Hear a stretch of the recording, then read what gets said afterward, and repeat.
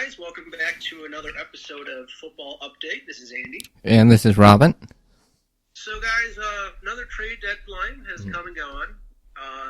We were originally going to jump right into trade deadline stuff, but big things happened actually in the middle of the night here on the East Coast. But 10 p.m. Vegas time, I didn't find this out until I woke up in the morning. I was just same. scrolling through Facebook like everyone does, and just I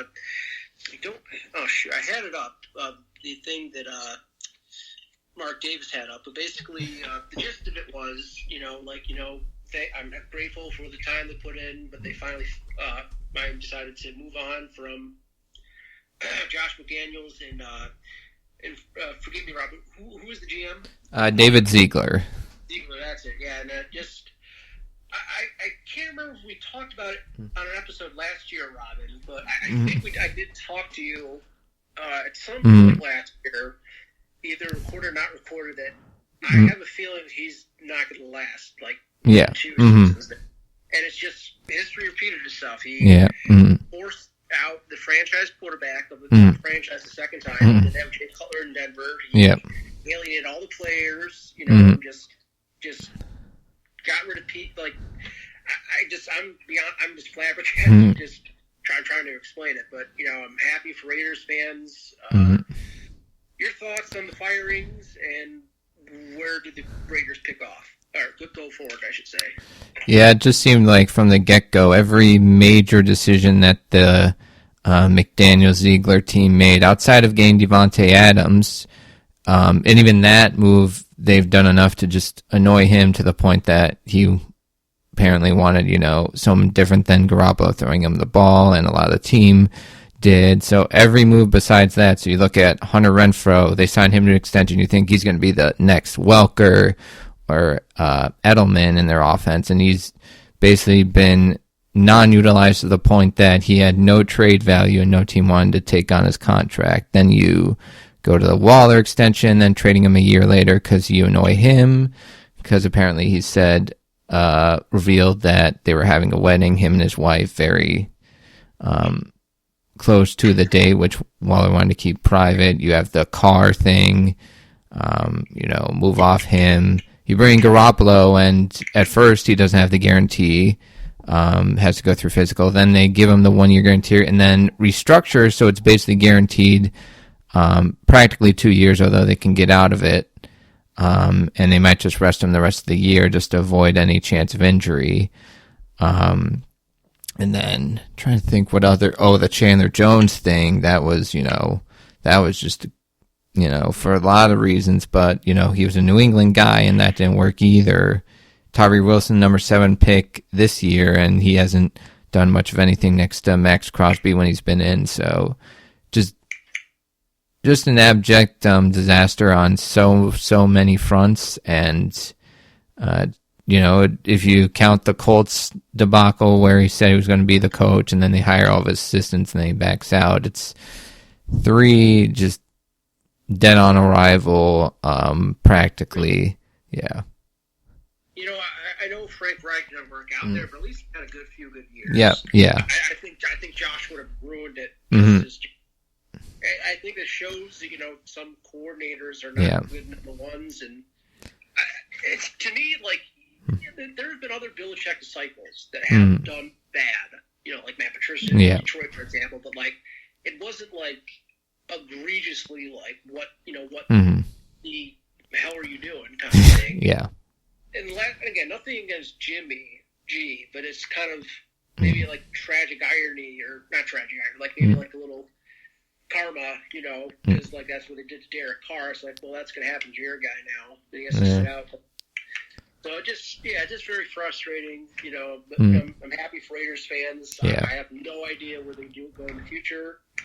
At first, I thought maybe hire Bisaccia, but I think Davis burned that bridge as well. Well, I don't think you could. I think they could not do good the rest of the year. Maybe in a win or two, but better than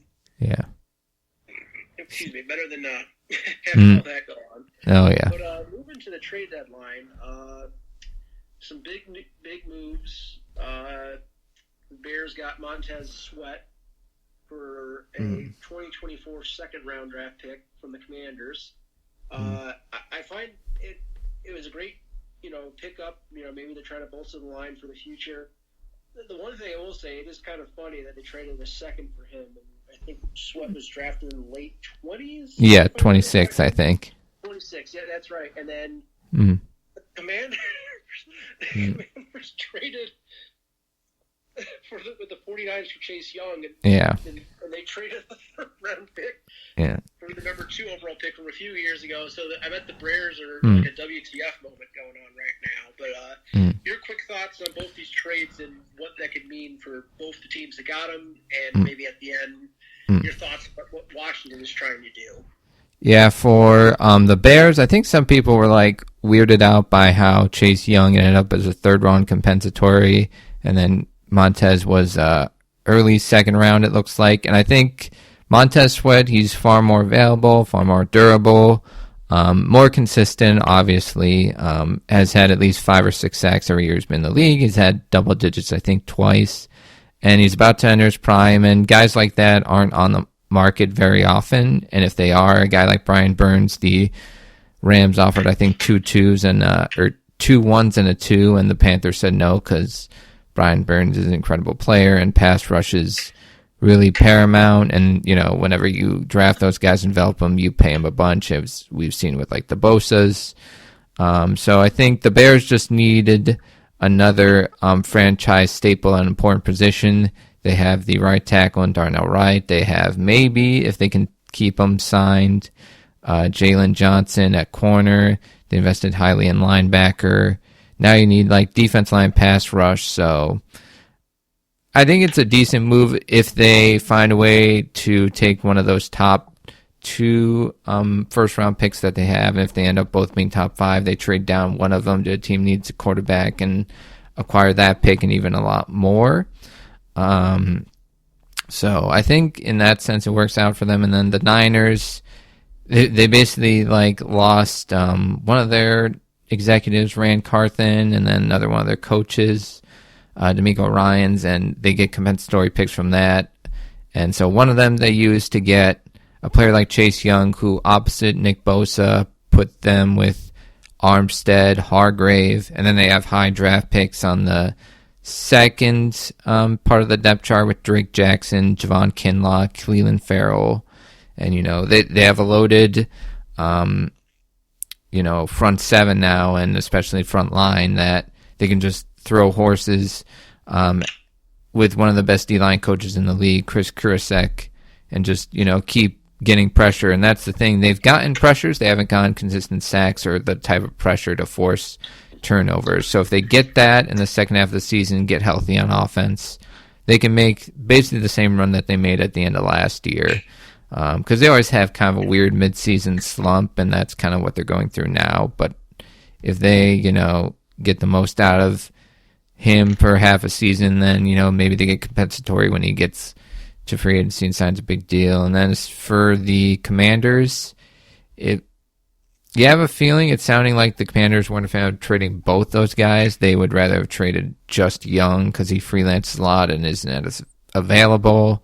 But now that you don't have both and it's just your defensive tackles who are providing interior pass rush, it does feel a little bit like ownership stepped in and said we're going full in a rebuild after starting 2-0 and then going 1-5 since, even with some close games here and there.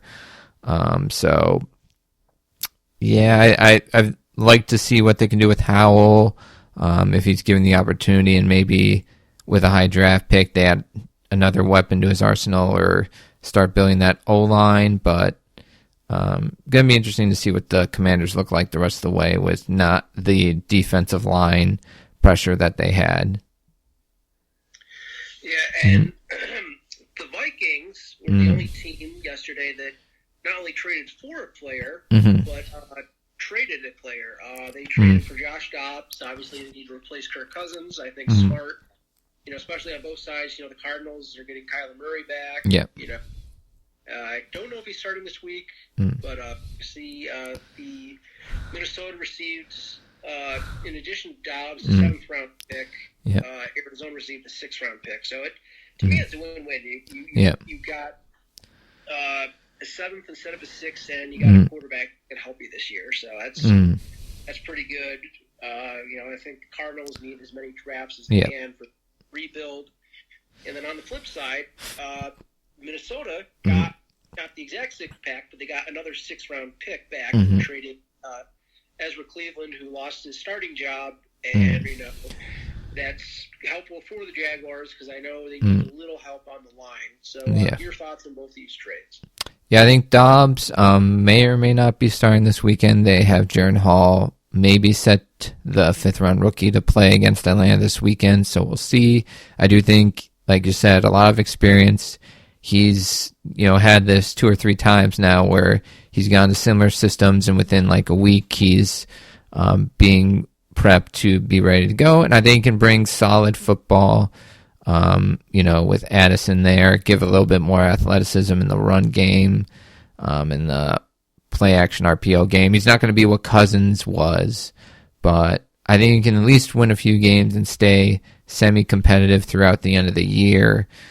They were set to go on probably a pretty good run to the 6th or 7th seed in the NFC, and unfortunately the injury happened. But I do think, they could have decided to just let it go and lose as many as possible, but I think they're saying, they want to, keep the culture up, and, and maybe they have kind of decided that the way Kirk's played recently without a Justin Jefferson, which is, I always kind of felt like a little bit that he was kind of a merchant of, having a Diggs and a Thielen, and then Jefferson and a Thielen. But without those two guys and just going to a rookie like Addison, he really shown the last few weeks. So I think you do keep him, at least in the short term, most likely, and then try and find your quarterback of the future, but I don't think you're going to go crazy with it.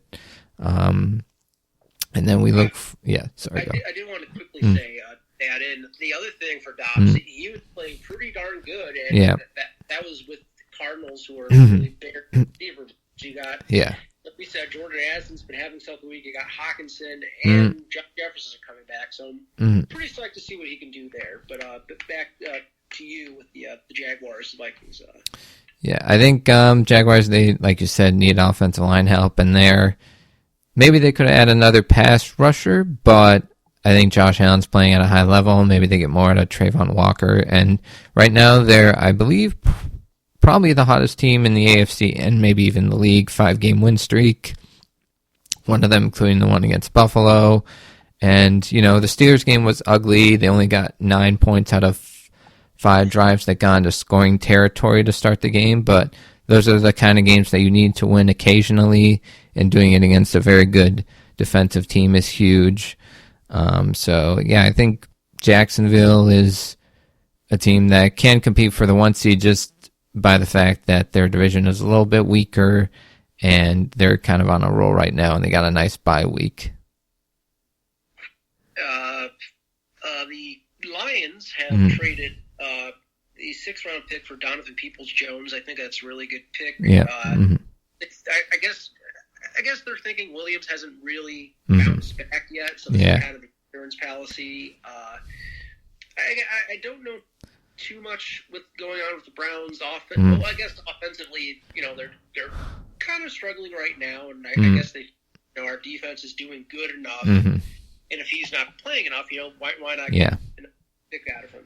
Yeah, and Marvin Jones retired recently for the Lions too. Oh, that too. That's right. Yeah. And then I think the Browns have a rookie in the 3rd round. They drafted Cedric Tillman. They just brought back, at least onto the field. I saw a little bit of him, Marquise Goodwin. So I think those two on the outside, along with Elijah Moore and Amari Cooper, there's not like a ton of snaps to go. So Donovan Peoples-Jones went from like an 800-yard decent number 2 receiver to not seeing the field much.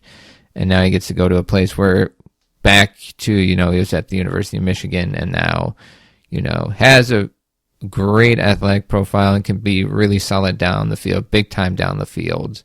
I think there's some big plays to be had with Amon-Ra underneath. Great run game if those 2 backs can stay healthy, and then the Porter at tight end. So, and the Lions are a team that they could get the 1 seed just by favor of not a tough division at all, especially now. Vikings, they play them twice in the last 3 weeks, and now they don't have to play them without Cousins.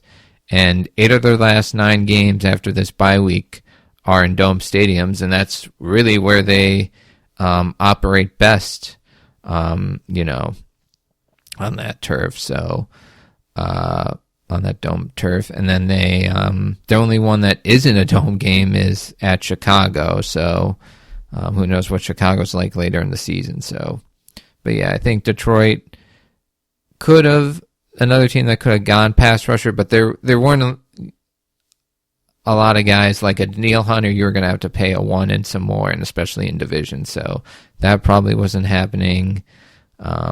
Maybe he could have gone after Carl Lawson from the Jets, but these trades, it's hard to get anybody and everybody. Just you have to worry about salary cap. I read something yesterday a couple of days ago, where you actually have to, like the day before, if you want to trade to work and be restructured, you actually have to do it the Monday before the Tuesday deadline. So, yeah, I think Detroit made out pretty good getting DPJ to that receiving core.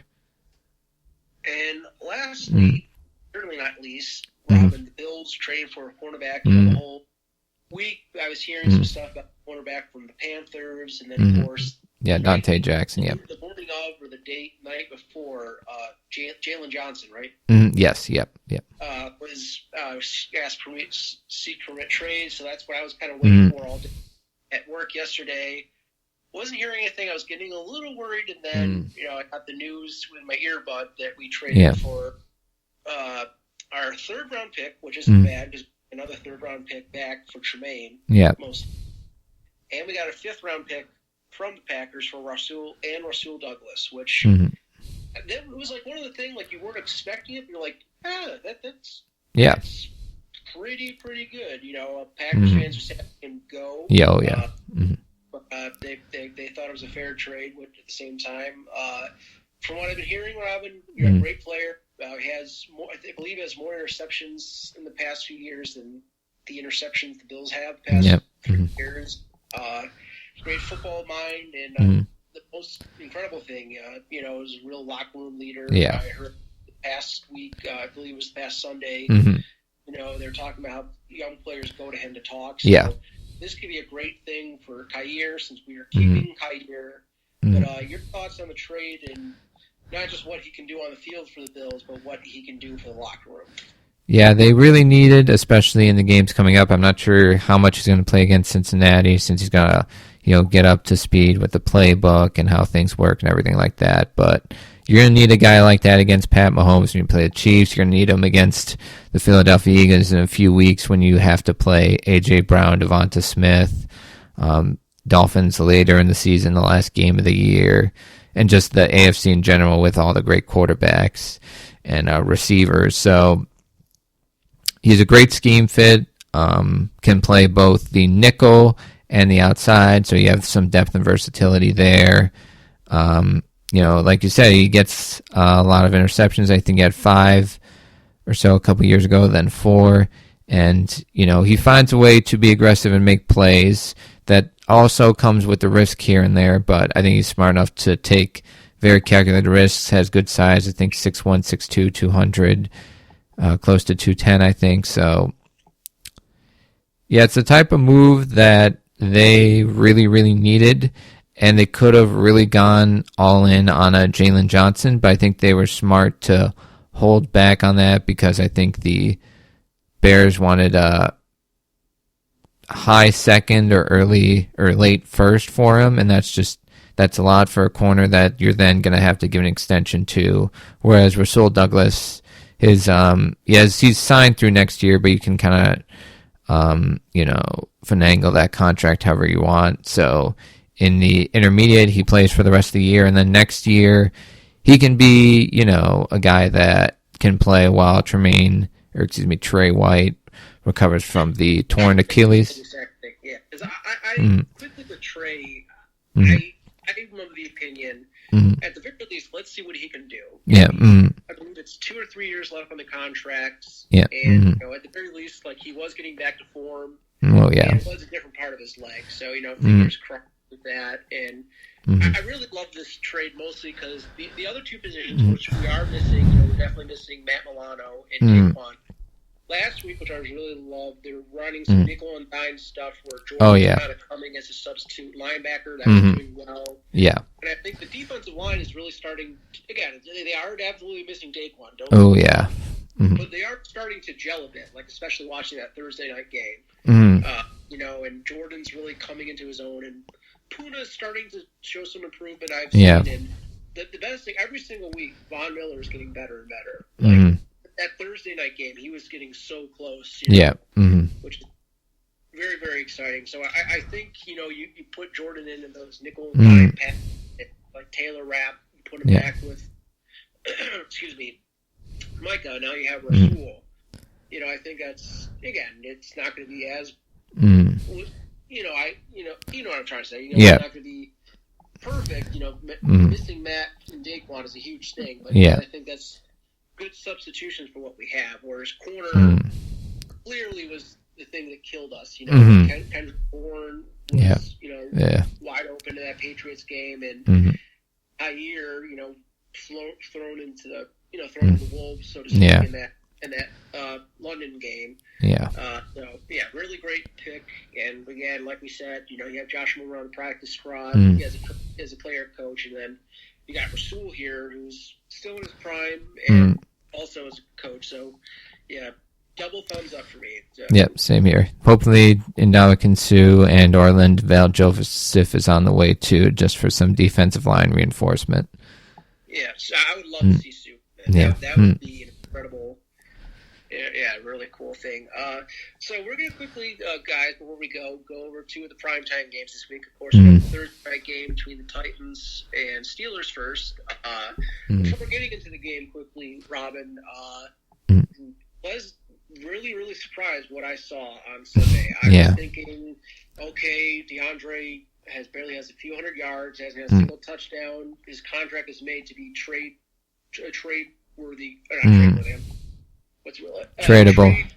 Tradable contract. That's how they wrote the contract. He got most of his money in the signing bonus. So it's like, okay, hey, maybe move some cap space around. Maybe you can get one of the rookie corners and DeAndre. And I was watching the red zone. I was like, I'm happy. Will Levis awesome. 3 to 400 yards, 4 touchdowns, 3 of them DeAndre. And I was like, at the same time, there that goes. But you know what? I'm happy. I have a friend who's a big Titans fan. He even told me DeAndre after the game said that he went to Will before the game, like, hey, I know it's going to seem like I'm not open, but like, just trust me. And that's I've seen the old DeAndre Hopkins back. That was an incredible performance. I just feel bad for Will because I hope Titans fans know, if anyone listening, Will's going to be in the test of his life in his career. You got that nasty Steelers defense headed by T.J. Watt. So, your thoughts on the game? I personally think it's going to be a slugfest. But I think the Steelers are going to get it just because how good of a defense they are. Just again, Will Levis, hopefully will have a great career. Hopefully that's things to come. But this is going to be a tough game for him, I think. So first on the Levis thing, it was kind of a bizarre off season with them because he was injured summer training camp, and then it was sounding like Malik Willis was out playing him for much of the off season, which is why he was third on the depth chart. But then he gets his opportunity to play, and he takes pretty much full advantage. And the quarterback that has the weird thing about eating bananas with banana peels and the mayonnaise and coffee, he just launches bombs all day long against a defense that was ranked top 10 entering the game, and he pretty much shredded it all game long. So great job by him. They have 2 backs in Henry, who they're keeping, and then Tyjae Spears has been really good as a rookie. If they can get something out of Treylon Burks to go along with Hopkins, Kyle Phillips back at receiver, Okonkwo at tight end, and that defense, secondary-wise, there's some weaknesses, especially with Byard out and at corner, but that front 7 with Autry and Jeffrey Simmons, they can do a lot of harm to quarterbacks. So I kind of am feeling a little bit about the Titans only because I did see the Steelers, their bring back, it looks like Cam Hayward off IR, and that'll be big for them. But Minkah Fitzpatrick, coming off hamstring injury on Sunday. Kenny Pickett set to play, but coming off a rib injury, and he's played with soon after both a knee and a rib injury, and you wonder if his level of play, which hasn't been great to begin with, begins to drop off against a strong front seven, and then dealing with all these injuries. But both Tomlin and Vrabel are great at mucking up the game and finding ways to win ugly games. So I do think it's got that feel of whoever can play the ugliest, but also make the most big, deep shots or big plays on offense, and probably primarily in the pass game. Yeah, absolutely. And then I think this would be one of the most exciting games of the year. Yeah. Bills Bengals Sunday night. A few weeks ago, we thought this would be a little easier, but Bengals definitely have found their form the past few weeks. Clean house with the NFC. Yeah. Which is I'm just flabbergasted by that. So I'm torn about this game because the Bengals are back to form. There are some issues, but like I said, I think the defense was finding some of their issues out on last Thursday against that Tampa Bay game. And the other thing for me is I just have a feeling Vaughn is, I'm not going to say he's going to have an elite game, but he seemed like the old Vaughn was coming out last week, and he was getting very, very close to that stack. And also, the other thing with the team, we've had 13 days rests. A little, well, actually, 10. 10, I'm sorry. Not 10. 10 days to rest. Looking at the injury report, the only people in practice, Josh Allen, Kyrie Elam, DeMar Hamlin, Josh, right shoulder, Kyrie ankle, DeMar, illness. This is the thing I yes, you're laughing. So Rasul Douglas was on the injury report, did not practice, and his reason just got here. Yep. 5 for the media team. Oh, yeah. Awesome. That was a great one. I'm sorry. Balin didn't practice as well with his hamstring, and Quentin is still dealing with the ankle, and he was limited. So I'll say, if you really want to beat I'm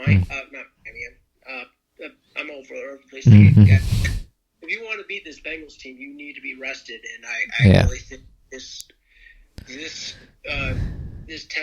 mini bye was a blessing. I think not only for the rest to go in against a game like the Bengals, but getting Rasul Douglas, like we were talking about a week ago, Robin, having that extra few days before the deadline gives you more time to adjust than the teams that had to play Sunday or the Monday night game. So I think this is going to be a close one.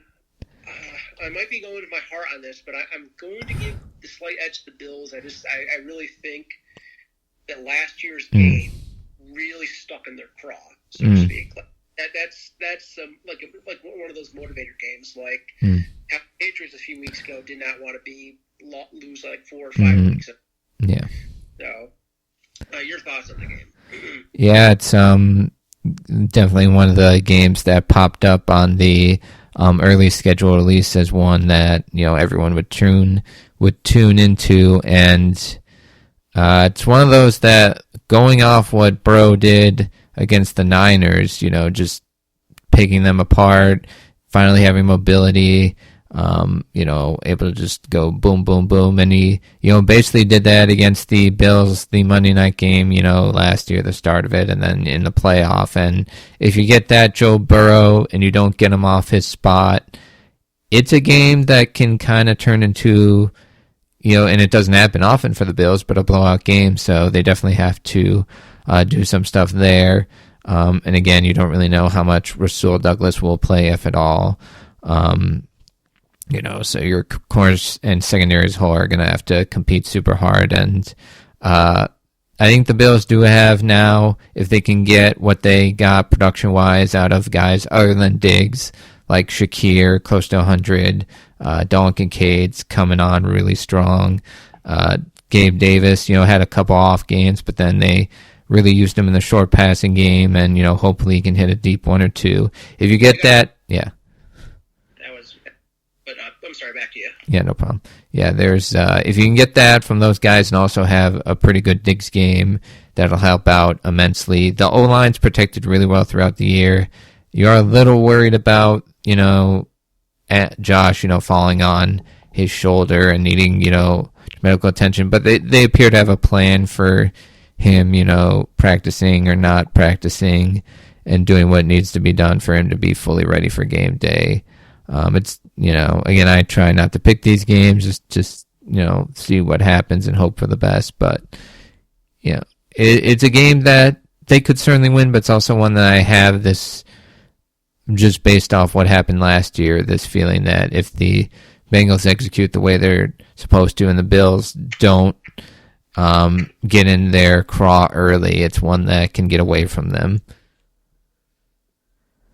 Yeah, and the last thing I do want to say before we get going, I can't believe I forgot about this. The bigger thing about this is Mar Hamlin going back to the place where all that happened last year. Yeah. Eric Wood said this really powerful thing, like where he had a terrible injury. I can't remember where. I think he said it was. Yeah, I think it was in Jacksonville. He said he broke his leg. Yeah. Now coming as one of the announcers, like you feel it kind of. So yeah, it'll be very interesting to see. Yeah, I think they're going to have a little. They're probably going to say a little something. Oh yeah. Mention it. Yeah. But yeah, just a real blessing. Oh yeah. Not only is he alive, but he came back. Yeah. But absolutely. Very fun football, guys. So we'll look forward to talking about more of it last week. But this is another episode of a Football Update. This is Andy. And this is Robin.